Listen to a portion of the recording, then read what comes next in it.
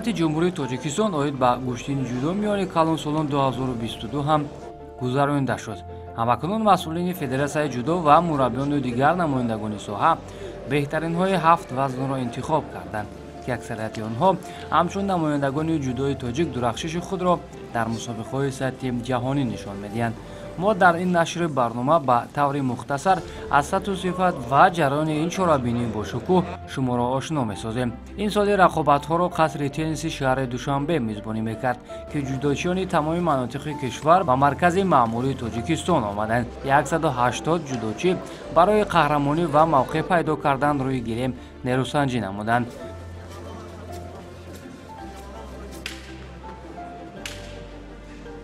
чун ҳар вақта навбати аввали майдондориро паҳлавонони вазни 60 кг шурӯъ карданд.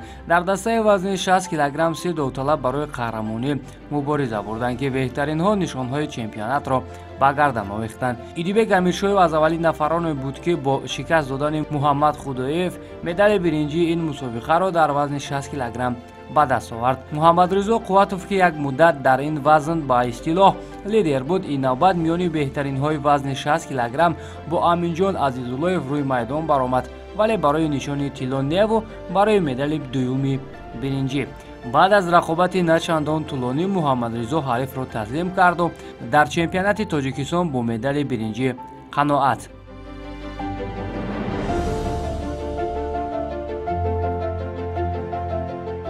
бародари Муҳаммадризо Муҳаммадсолеҳ Қувватов дар чемпионати имсола бе муҳобо арзандатарин паҳлавон дар вазни 60 кг ба ҳисоб мерафт. ӯ бо Меҳрзод Суфиёв, ки бародарашро дар даври ниманиҳоӣ шикаст дода буд, дар финал рӯбарӯ шуд. мухлисону мураббиён ин рақобатро яке аз ҷолибтарин нерӯсанҷиҳо унвон мекарданд, зеро Меҳрзод Суфиёв ҳам паҳлавони арзанда буд. аммо Муҳаммадсолеҳ рақобатро ба дарозон накашиду хеле зуд дар 12 сония ҳарифро шикаст доду унвони қаҳрамонии ҷудои Тоҷикистонро соҳиб шуд.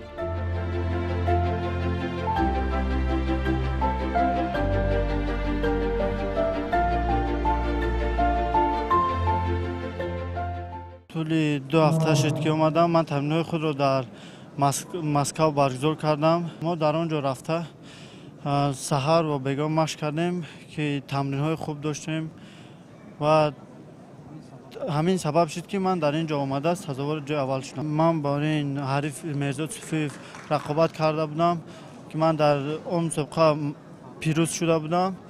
با در اینجا پیروز شدم. در نیم نهایی با مهرزاد صوفیف برآمد کردم و در 20 دقیقه و 20 ثانیه اخیر از چه سبب نمیدونم که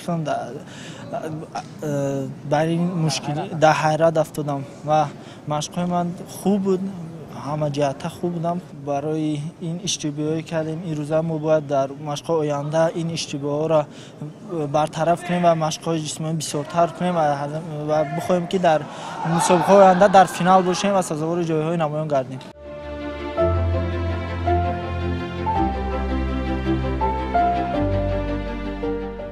ба оҳистагӣ ҳамакунун дар вазни 66 кг низ чеҳраҳои арзанда аз худ дарак медиҳанд.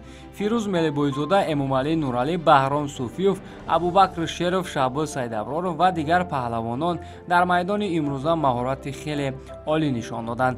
баҳром суфиёв, ки дар марҳилаҳои ниманиҳоӣ шикаст хӯрд, рақобатро барои нишони аввали биринҷии вазни 66 кг бо Фарух Ҳалимов оғоз кард. то дақиқаҳои охири майдондорӣ ӯ аз ҳариф бо як вазаре хафо буд, вале як амалкарди ҷолиберо анҷом дод, ки ин ҳаракати ӯ ба имтиёзи комили ипон баҳогузорӣ шуд ва Баҳром Суфиёв соҳиби нишони биринҷӣ шуд. барандаи медали дуюми биринҷии ин вазн Абубакр Шеров гардид, ки ӯ Шаҳбоз Сайдаброровро аз сари роҳи худ бардошт.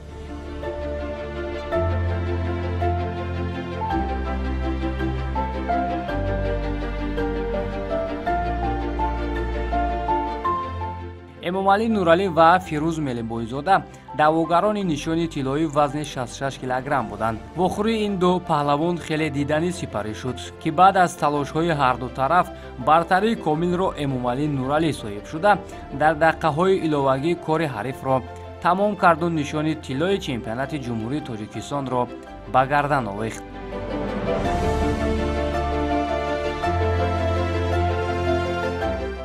آمادگی‌ها پیش از مسابقه خیلی ناقص بود. در تحت فرمان فاروق صابرов مشق ورزی می‌نماییم. این مسابقه برای من اونقدر دشوار نبود. بود رفیق حریفایی که پر قدرت و پر قوت بودن. من کوشش کردم توانستم که در نبرد با آنها غالب شدم.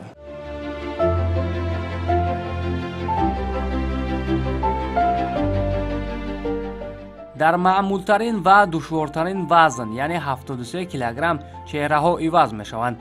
چمپیونات امسال یک قطار پهلوانانی را با هم آورد که بهر مدعی اساسی در کشور تلاش می‌کردند. محمد رجبов با یک عزم قوی و روحیه غلبه‌آور یکی از دستپروران بزرگ مکتب جودوی میهن از سلاله باقیوف ابوبکر باقیوف را برای کسب نشانی برنجی شکست داد و در این چمپیونات مقام سوم را اشغال کرد. صفیدین خلیلزاده باشد نشانی برنجی این وزن را بدون رقابت به دست آورد، زیرا حریفش میرزا جمیل رمضانوف روی گلیم نبرآمد. در فینال وزن 73 کیلوگرم ما برخورد شاگردان دو مربی صاحب تجربه را دیدیم. نوروز کریمزاد از فاروق صابرов کسب تجربه میکند و محمد شریف نجمیدینov باشد زیر راهبری رؤوف حکومتوف مشق ورزی. هر دو این پهلوان تجربه مسابقه های بین المللی را در رشته های مختلف گشتین دارند و این رقابت البته برای هر دو مشکل سپری خواهد شد. هرچند از هر دو جانب تلاش ها زیاد بود ولی اینجا بخت بر روی یک کس خندید. محمد شریف نجمیدینov در دقیقه های طلایی یا گلدن اسکور نوروز را به تخت پوش افکند و عنوان قهرمانی تاجیکستان را صاحب شد.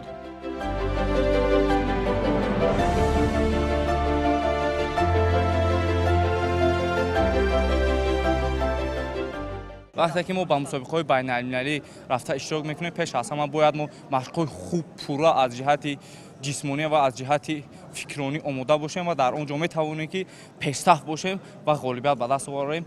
ما شاهد آن هستیم که چمپیونات جمهوری تاجیکستان و بازجودو روز اول بود. امروز از شاگردای خود قناعتمند هستیم که در وزن 66 امامعلی نورعلی سزاوار مدال طلا شد و در وزن 73 کیلو کریمزاد نوروز سزاوار مدال نقره شد. ما برای چمپیونات دو ماه آماده دیده بودیم. امروز خوشبختانه نتیجه شد. من همچون مربی نیت دارم کوشش کرده ایستادم که شاگردای خود را در سطح بین المللی ببینم.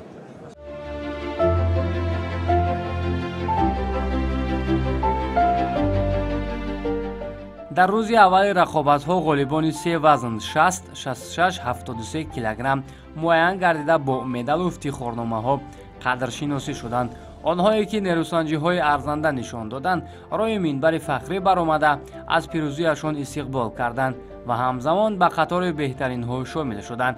مسئولین باشند با نقطه سنجی و نظر خود از بهترین‌ها حرف می‌زدند.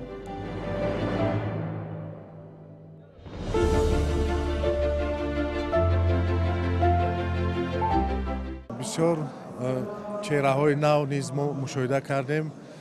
ما در آینده با اینها کار میکنیم و در حرکت میکنیم که از مسابقه بین المللی مدال ها رو به دست بیاریم. وزن 60 کیلوانی دیدیم که قوت بسیار آزمایی خوب نشان داد. 66 باشد چهره نو بگیم میشود، چون در مسابقه شهری و چی برآمد میکرد، خوازمایی میکرد. امامعلی نورعلی حالا باشد در چمپیونات جمهوری تاجیکستان بسیار یک چیزی عالی نشان داد، رقابت و مهارتی خوب نشان داد.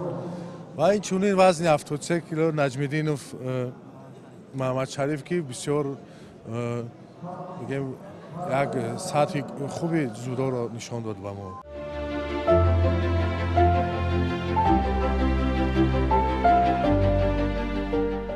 روز دوم چمپیونات جودوچیان وزن‌های 81, 90, 100 و جمعی 100 کیلوگرم به هم آمدند. از بس که مسابقه مذکور برای انتخاب بهترین ها صورت میگیرد و نفران موفق به سبقت‌های بین المللی سفر برمیگردند، از این خاطر مربیان بعد از مرحله های گوناگون ارزنده ترین دستپروران را به اینجا میآورند. дар вазни 81 килограмм баъд аз шикаст додани ҳарифони худ гирандагони нишонҳо муайян шуданд. Эраҷ Абдуллоев бар муқобили Раҳматуллобек Фарҳодов дар навбат барои нишони биринҷӣ пирӯз гардида дар зинаи сеюми ин вазн қарор гирифт. Ҳайдари Саидкабирзода бошад барои нишони дуюми биринҷӣ яке аз чеҳраҳои шинохтаи ҷудои кишвар Умар Расуловро таслим карду медали биринҷиро ба гардан овехт.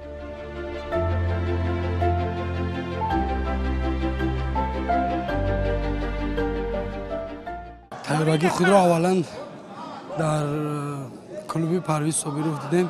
бисёр тамринҳоам хуб буданд ва дар сбори Ташкент рафта иштирок карда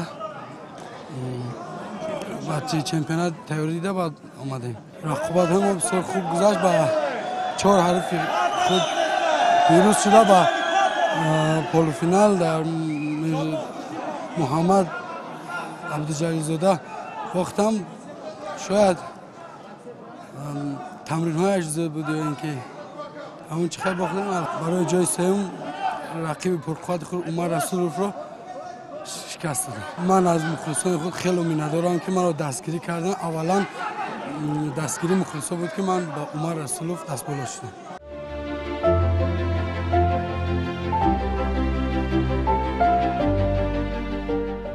вохӯрии ниҳоии вазни 81 килограммро агар як набарди принсипалӣ ё интиқомситонӣ ҳам гӯем хато намекунем, зеро ду чеҳрае ки барои нишони тилло мубориза бурданд рақиби ашарии ҳамдигар дониста мешаванд ва ҳатто дар мусобиқаҳои берун аз кишвар ҳам бар муқобили ҳамдигар нерӯсанҷӣ карданд. чун пирӯзӣ ё бештари ғалабаҳо дар ҳисоби Шодмон Ризоев буд, аз ҳамин хотир ин навбат Муҳаммад Абдуҷалилзода бо азми пирӯзӣ ва тағйир додани омори рақобатҳои байни худӣ ба майдон омад. бемуҳобо муҳимтарин ва арзандатарин гӯштинро ҳарду ин паҳлавон нишон доданд. серҳаракатӣ, иҷрои усул, ҳаракатҳои натиҷаовар, хулас хеле диданӣ ва тезутун майдондорӣ карданд. билохира мақсади амиқу рӯҳияи қаҳрамонӣ ба Муҳаммад Абдуҷалилзода бештар таъсир кард. ӯ 2 маротиба аз Шодмон Ризоев вазари ситонду таслимаш кард ва қасди нокомиҳояшро бар муқобили ин рақиби пурзӯраш ситонид.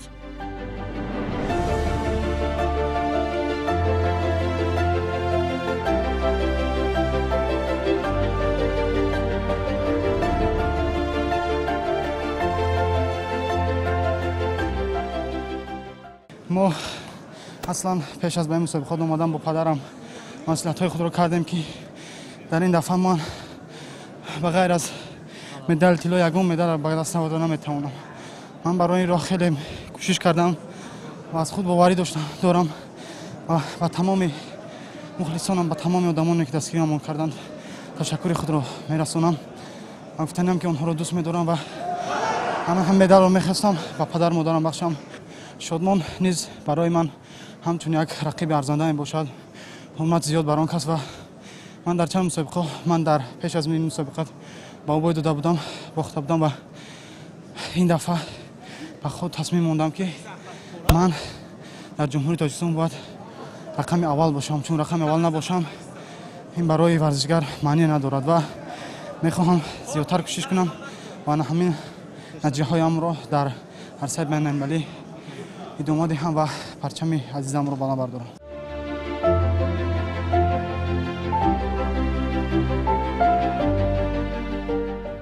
дар вазни 90 килограмм ду чеҳраи шинохтаи кишвар Комроншоҳи Устопиён ва Ҷаҳонгир Маҷидов ширкат накарданд, вале паҳлавонони дигар касбияти худро нишон доданд. Хусрав Аламов ва Сунатулло Лоиқов баъд аз шикаст додани рақибони худ ду медали биринҷии вазни 90 килограммро ба даст оварданд.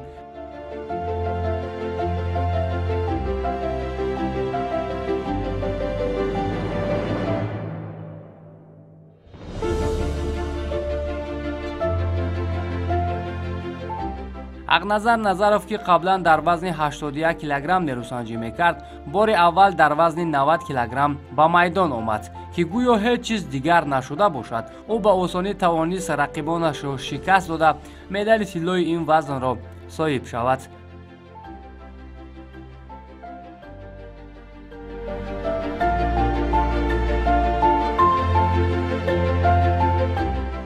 имрӯз امروز تا واخری‌های فینالی چیزی که من می‌خواستم شد. در بازی‌های فینالی ما با خود مقصد داشتیم، باید مقصد خود را عملی می‌کردیم، اما در آخر یعنی که اصول گشتنگیری ما کمتر دیگر شد و سبب باخت ما شد. با حق نظر گشتنگیری من خوب بود، یگان مشکلی پیش من ایجاد نآمد، اما باز تکرار میکنم که همان چیزی که ما نقشه داشتیم تا آخر به انجام رسانیدن نتوانستیم. برای اصلاح کمبودی‌ها ما با مربیان خود اثر نو نوا را تماشا کرده و پی اصلاح میشویم. من آرزو داشتم که سزاوار جای اول شوم، اما شکست خوردم از حریف پرقوت خود. حریفی که من شکست خوردم حق نظر بود، خیلی حریف پرقوت. سزاوار جای سوم گشتم. بارد از رقابت‌های دیگر دوچان کرده مشق‌هایم را، تمرین‌هایم را حرکت میکنیم که سزاوار جای‌های نمایان گردیم.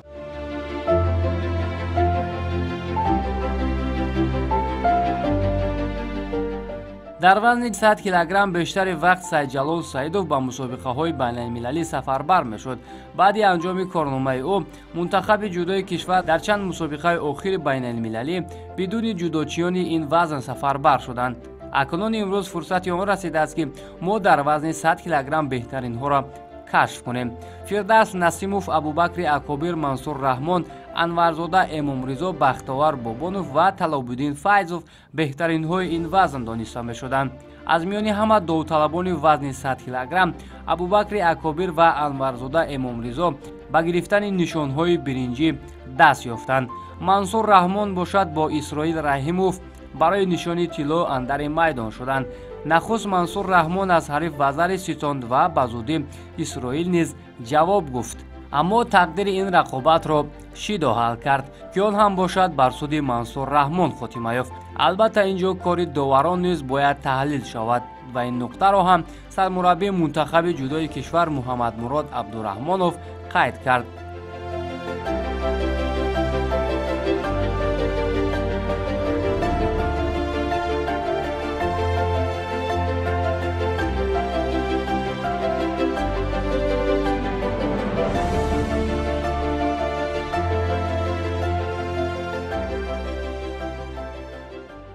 تا آن زمانی که ما کورپوسی داورانро جدا نکنیم، چون بسیاری داوران که در اینجا میبینید اینان مربی میباشند.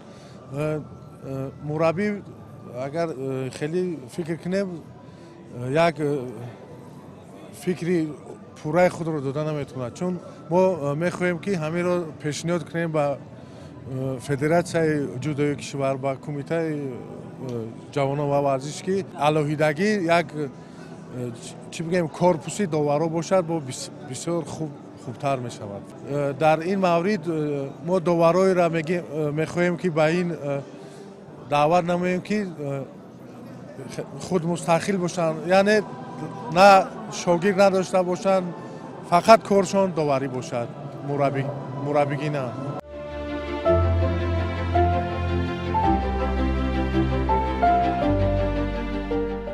ба фарқ аз вазнҳои дигар дар вазни ҷамъи 100 килограмм иштирокчиён камтар буданд. албатта дар сатҳи мусобиқаҳои байналмилалӣ низ чунин аст. медали якуми биринҷии вазни ҷамъи 100 килограммро Иброҳим Элмуродов баъд аз шикаст додани Толибҷони Тоир моли худ кард.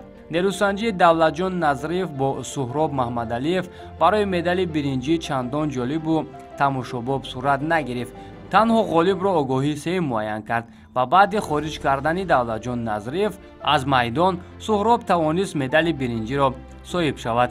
Одил Сафаров нерӯсанҷиро барои медали тилло бо Темур Раҳимов то дақиқаҳои иловагӣ ё голден скор буд ва дар дақиқаҳои тиллоӣ маҳорату касбият ва таҷрибаи ғании Темур барояш кор доду бо як партофти хеле олӣ ки ипон баҳогузорӣ шуд ҳарифро шикаст дод ва бори дигар исбот намуд ки ӯ дар вазни ҷамъи 100 килограмм рақами яги кишвар мебошад.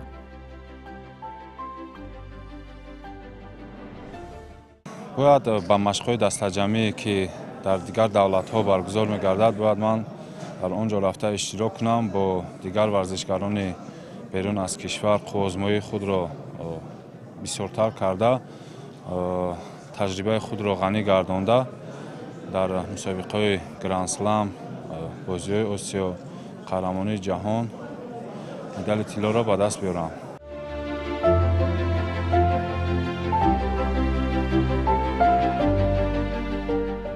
ҳамакунун баъди чемпионати ҷумҳурии Тоҷикистон масъулини ҷудои кишвар ҷиҳати муайян кардани беҳтаринҳо машварат намуда аз ғолибони ин чорабинии муҳим ҳайати мунтахабро пурра мекунанд. Дар маҷмӯъ ба таври маъмулӣ чемпионати ҷумҳурии Тоҷикистон оид ба гӯшини ҷудо гузаронида шуд. дигар он тарафаш бардошти намояндагони ин ришта аст ки киро ба сабқатҳои хориҷӣ сафарбар мекунанду то кадом андоза муваффақ мешаванд.